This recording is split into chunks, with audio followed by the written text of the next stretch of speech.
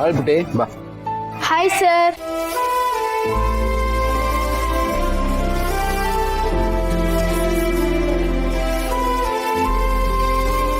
ಯಾಕೆ ಸರ್ ಒಂಥರ ಇದ್ದೀರಾ? ನಾನೇನಾದ್ರೂ ಬೇಜಾರು ಮಾಡಿದ್ನಾ? ಯಾಕೆ ನನ್ನನ್ನು ಸರಿಯಾಗಿ ಮಾತಾಡಿಸ್ತಾ ಇಲ್ಲ? ಮಾತಾಡ್ಸೋದಾಗಿರ್ಲಿ, ನಿನ್ ಕಡೆ ನೀಟಾಗಿ ನೋಡ್ತಾನೂ ಇಲ್ಲ. ಯಾಕೆ ಸರ್ ನನ್ನ ಮೇಲೆ ಆ ಥರ ಕೋಪ? ನಾನೇನ್ ಮಾಡ್ದೆ? ನನ್ನ ಜೊತೆ ಯಾಕೆ ಹಿಂಗಿದ್ದೀರಾ?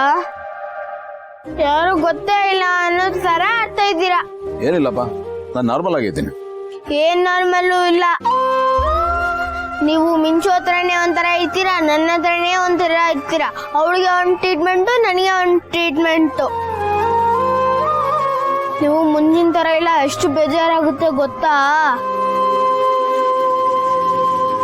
ನಾನು ತುಂಬಾ ಇಷ್ಟಪಡೋ ಫುಡ್ ನಂಗೆ ಬೇಡ ಅನ್ಸುತ್ತೆ.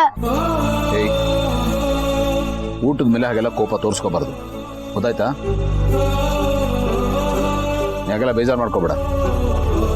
ನೀನು ಸ್ಕೂಲು, ನೀನು ಓದು, ಇದ್ರ ಬಗ್ಗೆ ಗಮನ ಕೊಡು. ಪದೇ ಪದೇ ಮನೆಗೆ ಬರೋದು, ಇವಳ ಜೊತೆ ಆಟ ಆಡೋದು, ಹೀಗೆಲ್ಲ ಟೈಮ್ ವೇಸ್ಟ್ ಮಾಡಬೇಡ. ಎಲ್ಲ ಸಣ್ಣ ವಿಷಯ, ಬಿಟ್ಟಾಕು. ಸರ್, ಈ ಚಿಕ್ಕ ವಿಷಯನ ಸರ್?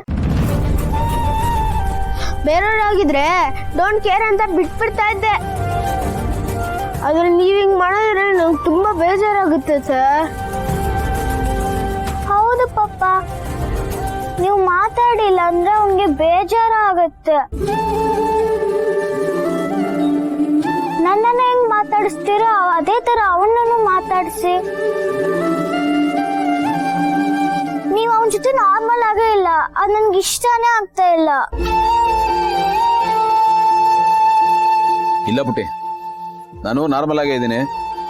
ನಿಮ್ಗಳಿಗೆ ಯಾಕೆ ಹಾಗನ್ನಿಸ್ತಾ ಇದೆಯೋ ನನಗೆ ಗೊತ್ತಿಲ್ಲ. ಒಂದು ಅರ್ಥ ಮಾಡ್ಕೊಳ್ಳಿ, ಇಲ್ಲಿ ಯಾವುದು ಇದ್ದಾಗಿರಲ್ಲ.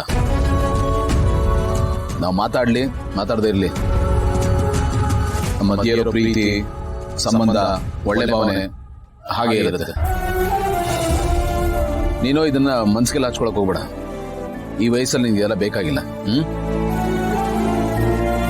ನೋಡಿ, ಆಟ ಆಡೋ ವಯಸ್ಸು ನಿಮ್ದು. ಜಾಲಿಯಾಗಿರ್ಬೇಕು. ಯಾರೇನು ಹೇಳಿ, ನಾನು ನಿಮ್ ಜೊತೆಗೆ ಇರ್ತೀನಿ. ಈಗ ಊಟ ಮಾಡಿ.